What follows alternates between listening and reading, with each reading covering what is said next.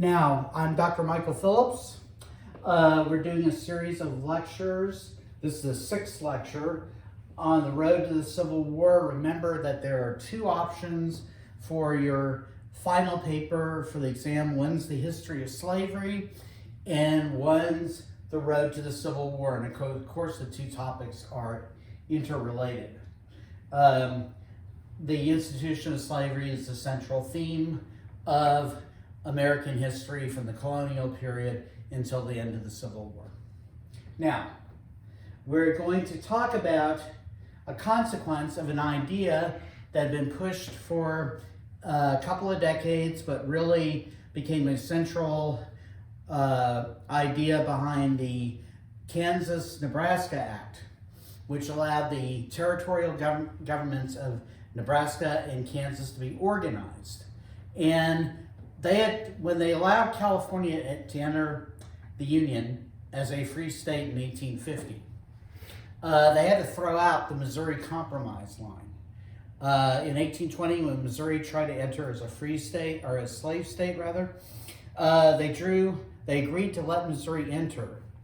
But because of the opposition of northern politicians to this, they reached a compromise, and one part of it was that the southern boundary of Missouri, stretching as far west as the U.S. was at any given moment, that would be the borderline between slavery, slave territories, slave states, and free territories and free states. And with the defeat of Mexico in the Mexican-American War, that line presumably would extend all the way to the Pacific Ocean. The problem is, California enters the Union 1 year after the end of the Mexican-American War, and it's on both sides of the line. And Californians don't want to enter the Union as a slave state. The population is opposed to that. So they have to rework the formula. And Stephen Douglas, a senator from Illinois who wants very much to be president, very ambitious, basically comes up not only with the 1850 Compromise, but then when Kansas and Nebraska are trying to organize as territories, get their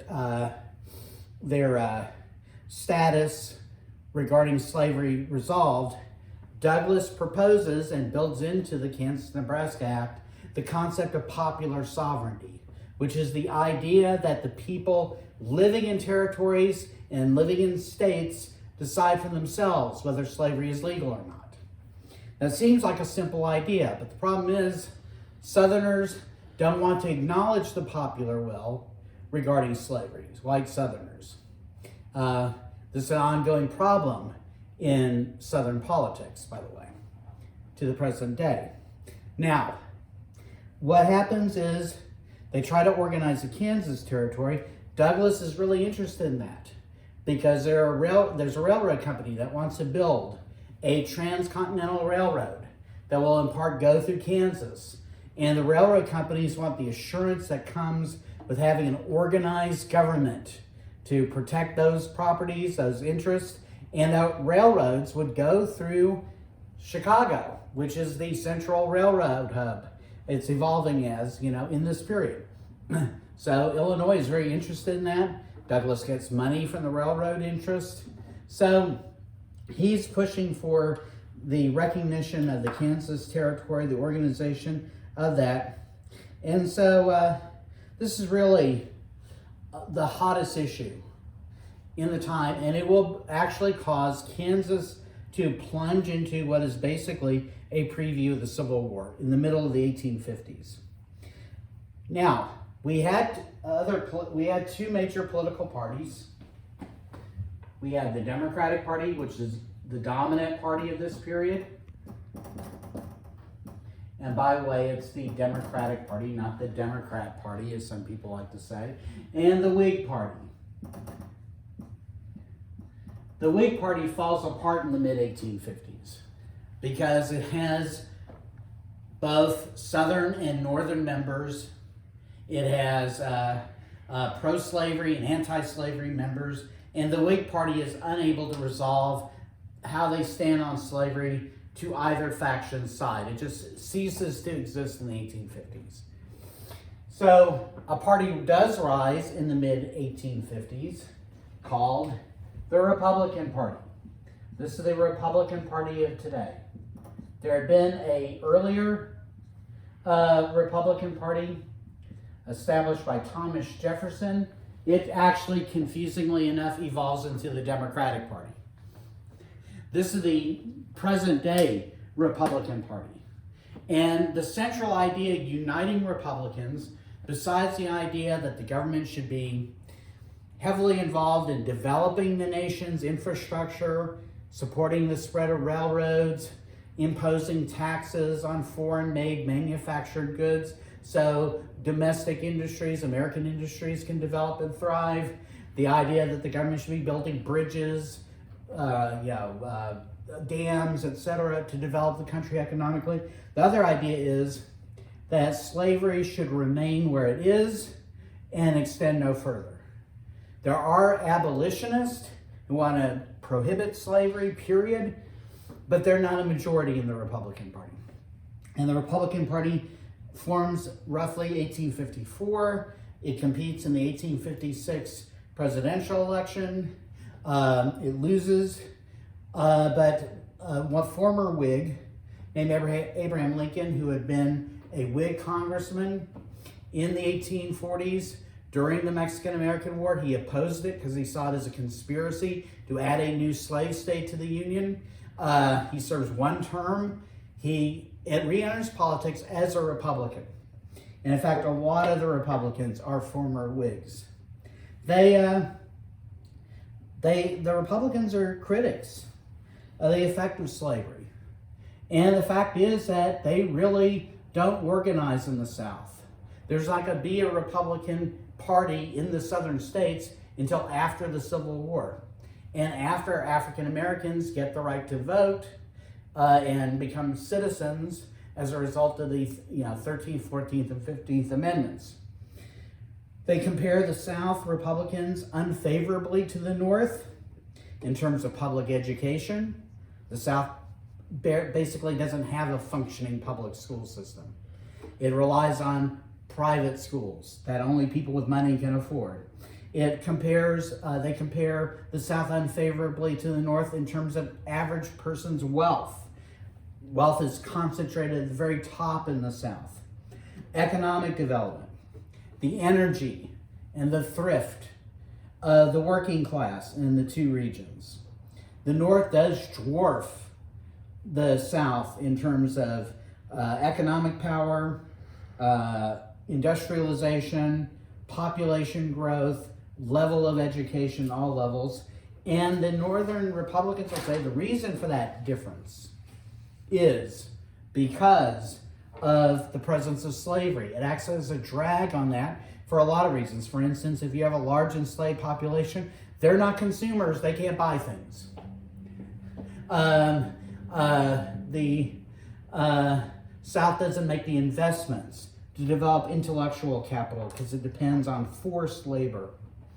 Now, one of the peculiar effects of Southern slavery, writes a newspaper, the Springfield Republican in Illinois, is to develop in the white race, and more particularly amongst the proprietors, an aristocratic feeling which destroys the American sentiment of social equality.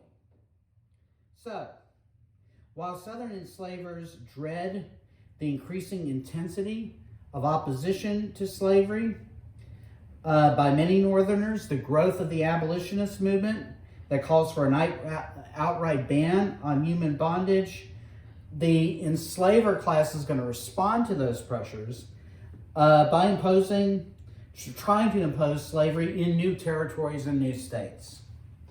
They're going to try to force it because this is becoming an idea that's not being embraced in the West. And that's where the growth of new territories and states is.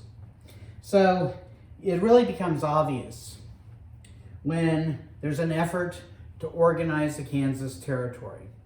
And, when territories are formed, you're a territory before you become a state. You can organize a territorial government when you reach a certain population threshold, then you write a territorial constitution, which has to be approved by the government. Kansas is in this process. It's formed out of part of the Louisiana Purchase, made in 1803. What happens is 5,000 pro-slavery border ruffians, as they call, cross from Missouri into Kansas, and they're still residents of Missouri, and they vote in Kansas elections to vote for a pro-slavery territorial legislature. They seize control of polling places, they arm themselves, they chase away anti-slavery voters, and they elect a pro-slavery territorial legislature that doesn't represent the majority of the population. So here's what abolitionists do. In New England, which is the center of abolitionist sentiment, they form the New England Immigrant Aid Society. They pay for anti-slavery people to move to Kansas. They set up in Lawrence, Kansas, a hotel where they process them in and help them get settled in Kansas. They elect their own legislature. So Kansas has two different legislatures, an anti-slavery one and a pro-slavery one. And they both claim to be the legitimate government. And by the way, when Kansas applies for statehood, they're going to draft two different constitutions, neither of which ends up getting accepted. Kansas doesn't become a state until after the Civil War begins because of these shenanigans. So by 1856, and we can show you, we begin to have full-blown war in Kansas, and Kansans begin to kill each other in alarming numbers. So right here, here's a picture of Lawrence, Kansas. This is part of what goes on in this period. On May 21st, 1856, pro-slavery forces attack Lawrence, which had become the capital of the territory for the anti-slavery forces. They're rival capitals, by the way. The ruffians set fire to the Free State Hotel. That again is a building that's fortified that welcomes anti-slavery newcomers. They destroyed two presses that were used to print anti-slavery literature there. And then in May 1856, another group of pro-slavery men attack a town called Trading Post. They round up 11 slavery opponents. They force them into a ravine and they open fire. 10 people get wounded, 5 die. It's a massacre.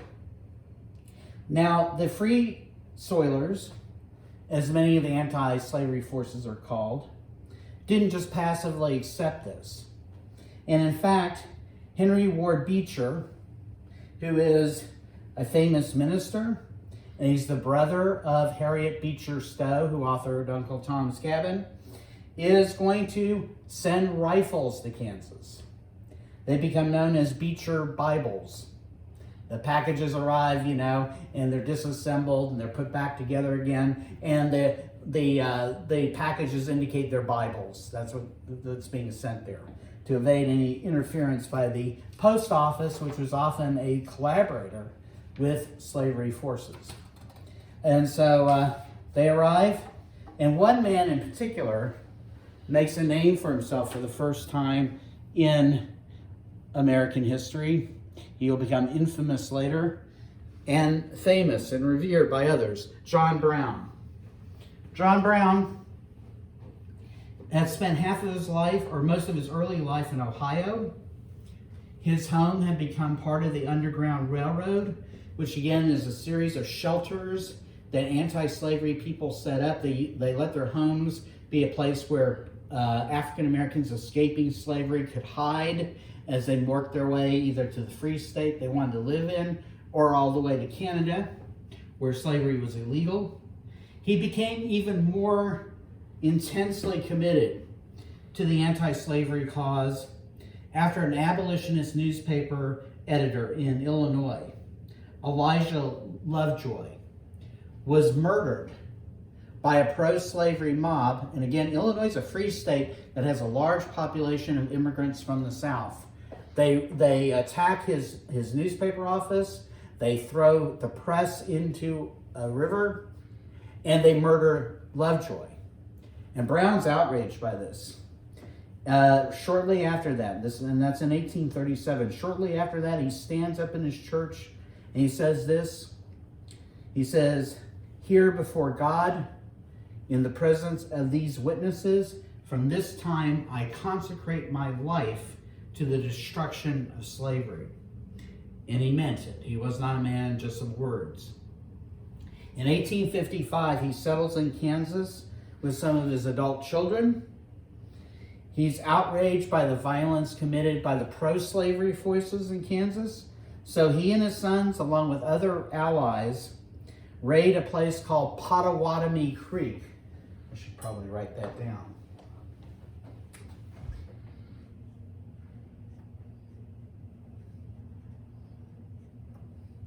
Is it the Métis, is that? Pottawatomie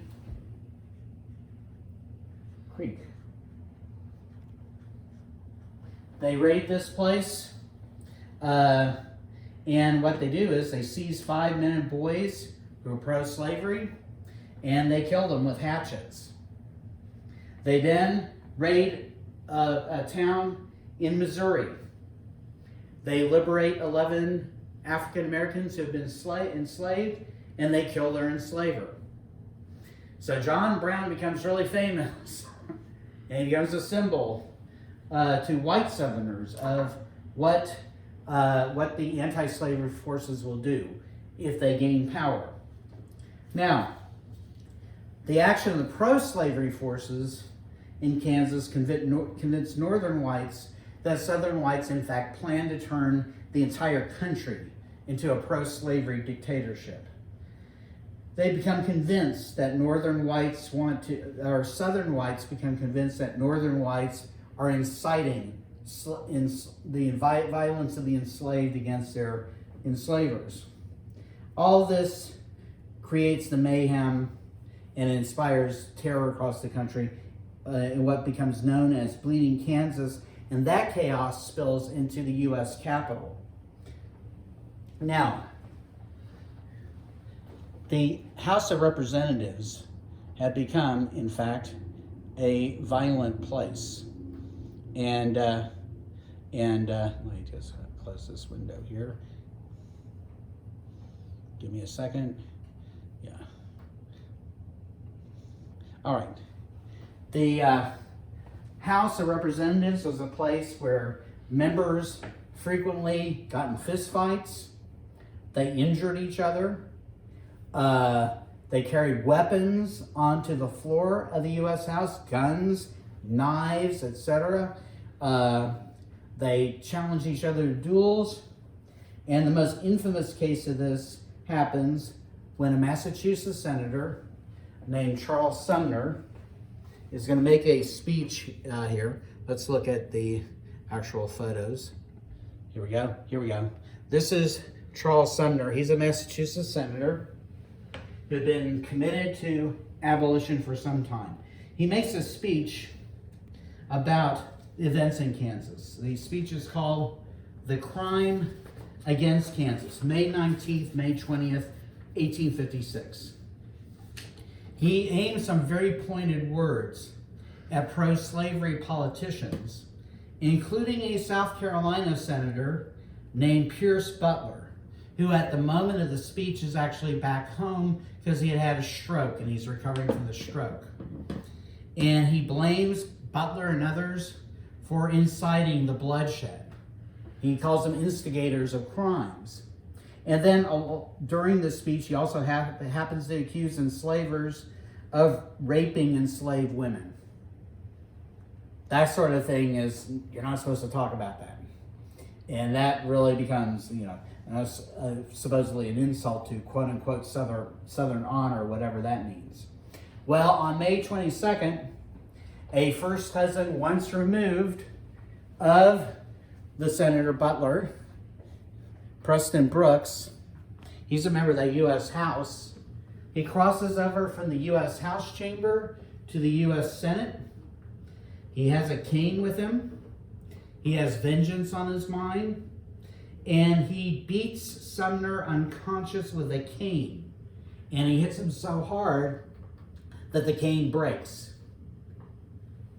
And Sumner is going to suffer severe headaches, nightmares, and post-traumatic distress disorder for 3 years. He will be so affected by this assault that for 3 years he doesn't do anything in the Senate. He comes up for re-election that fall, and the people of Massachusetts see him as a hero, and so they elect him even knowing he can't go to Washington. He's not well enough. So the seat is basically empty in his honor, and then he comes back in 1859 and serves his term. Meanwhile, he becomes a symbol to Northerners of the violence and the terrorism of the South. Meanwhile, Preston Brooks becomes a hero to white Southerners who actually send him new canes to replace the one he broke. He got a giant collection of canes after that was over. So a new slogan is heard in the North, symbolizing the terrorism in the South: bleeding Kansas and bleeding Sumner. That they say the South is out to impose dictatorship and cause harm, and the South has no respect, the white South, for law or democracy. And frankly, they're correct. Now, during this time period, the Supreme Court makes a decision that is in fact one of the most infamous and almost universally regarded by historians as one of the worst Supreme Court decisions in U.S. history. And there's a lot of competition for that, but this is a clear winner.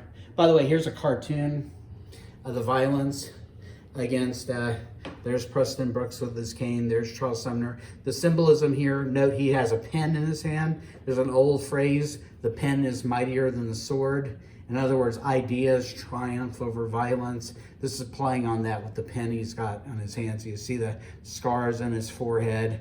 And there's Southern representatives laughing at this assault, careless about what it means there. So we're going to have a decision here regarding this man. His name is Dred Scott. Army Surgeon John Emerson would go from base to base during his military career. In the 1830s and 1840s, he would bring an enslaved man, he had enslaved himself, Dred Scott, with him. He brought him from Missouri, which is a slave state, to Illinois, which was a free state, and then he continued to transport Dred Scott to the Wisconsin Territory. Wisconsin had become free territory because of the Missouri Compromise. It was north of the Missouri Compromise line. So then finally Emerson brings Scott, and by the way, during these travels, Dred Scott falls in love with a woman named Harriet. She becomes a possession of Emerson. She's transported back and forth from free places to slave states and territories. He brings him back to Missouri, which again is a slave state, and then the surgeon dies in 1843. So Dred Scott tries to, because he had some specialized skills, and he would, enslaved people would make deals with their enslavers, where they would, sometimes if they had a skill that some other person wanted, they would say they would do it if they got to keep some of the money. Most of the money went to the enslaver. So Dred Scott was able to earn a little bit of money.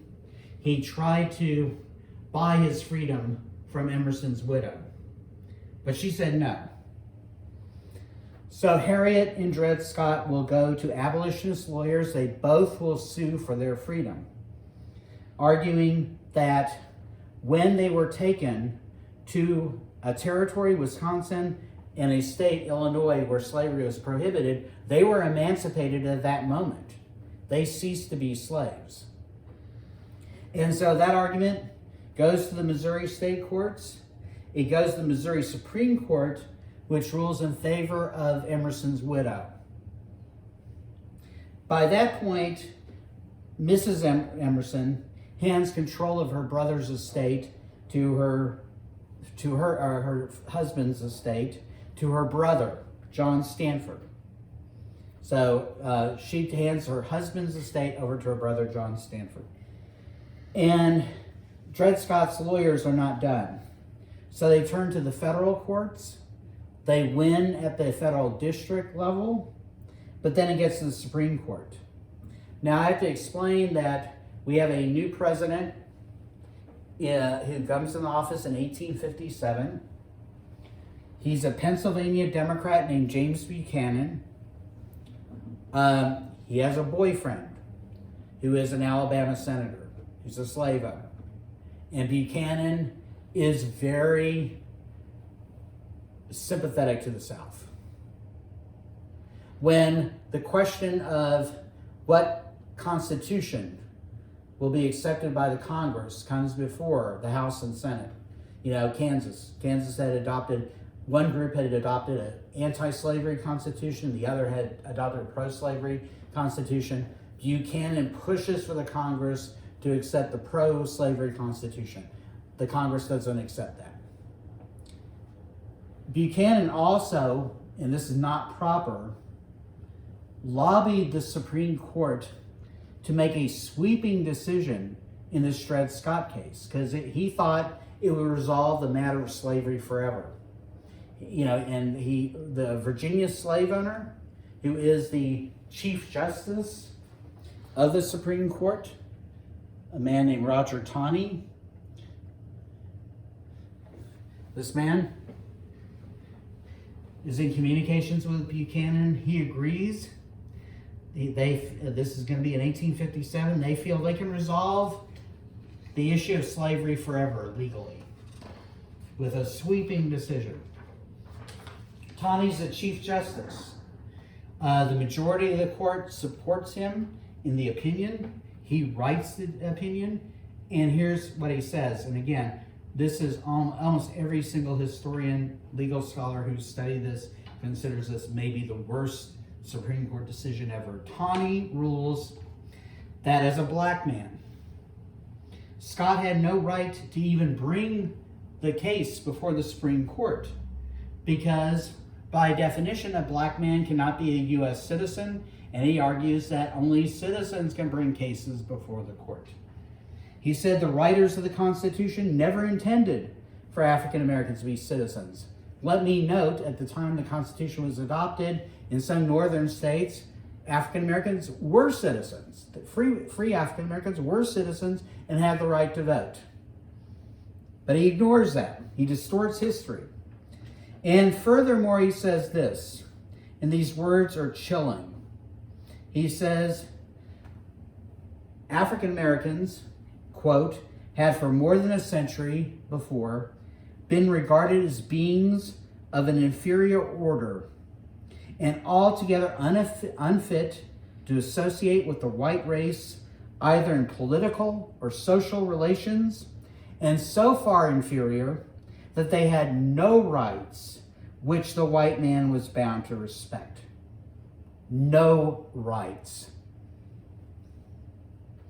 Taney's majority opinion then said Taney's going to stay a slave. But he went beyond that. Taney's saying that Dred Scott's petition to be freed because he'd gone into free territory is not valid. He's going to stay a slave. There's no basis for freeing him. Taney's going to go much further, however, and this is going to really create a panic in northern states. And again, Buchanan had urged him to do this, President Buchanan. Part of Scott's arguments was they had been freed in part by his time in Wisconsin, which had been free territory as of the Missouri Compromise. Taney says the Congress didn't have the right to decide whether territories were free or slave during the Missouri Compromise legislation. They didn't have the power to ban certain types of quote-unquote property in these territories. He went further than that, though. If you remember, the Kansas-Nebraska Act had said that the Kansas Territory, the Nebraska Territory, when they organized their government, could make a decision on its own whether to be slave or free. Taney said the Congress didn't have the power to do that either. And he argued that, in fact, territories don't have the right to do this. Now, the decision doesn't go so far as to invalidate all anti-slavery laws across the nation. And remember, in New England, slavery had been illegal in Massachusetts since basically during the time of the Revolution. But that was an implication. And it could take just one lawsuit to say, hey, New England, guess what? Slavery is legal there again. Hey, Ohio, you're going to have to legalize slavery. That was the message Northern whites got. And, basically he's suggesting that it's impossible to ban slavery at any time and any place. And this seemed to just confirm the idea that there was a slave power seeking to not only spread slavery everywhere, but some people had read George Fitzhugh's book, Critiquing Northern Capitalism, where he suggested poor whites would be better off being enslaved. This really, really deepened intense fears of what the Southerners are intending for the nation as a whole. But however, let me say this, it's ironic because Southerners often nullified federal law when it came to dismantling slavery or dismantling segregation. In the North, northern states are going to ignore, before the Civil War, this case. They're going to ignore Scott versus Sanford. You have northern states continue to recognize free African Americans as citizens, and by that point, there weren't any enslaved people still in the northern states. They're going to recognize them as citizens. They're going to say they have the right to vote, even though Taney said by the text of the Constitution, you couldn't make an African American citizen. The northern states aren't going to obey that. And states like Ohio are going to say, if a enslaved person gets to our borders, gets inside our state, they have become free. So there's resistance to that decision. This will be overturned, Scott versus Sanford, by the 14th Amendment, which specifically states that African Americans, by virtue of being born in the United States, are citizens, and they are due the equal protection of the laws. So both of those phrases in the 14th Amendment are meant to undo the Dred Scott decision. So we'll talk about the last year or two leading to the Civil War next time. We'll talk about John Brown's return to public consciousness with a raid he conducts on Harper's Ferry, Virginia in 1859, and how the North and South react very differently. And then we'll talk about the 1860 election in which Abraham Lincoln wins the presidency, even though his name is not on a single ballot anywhere in the southern states. And he wins with 39% of the public vote. And he becomes one of the most consequential, along with Franklin Roosevelt, presidents in American history. Thank you.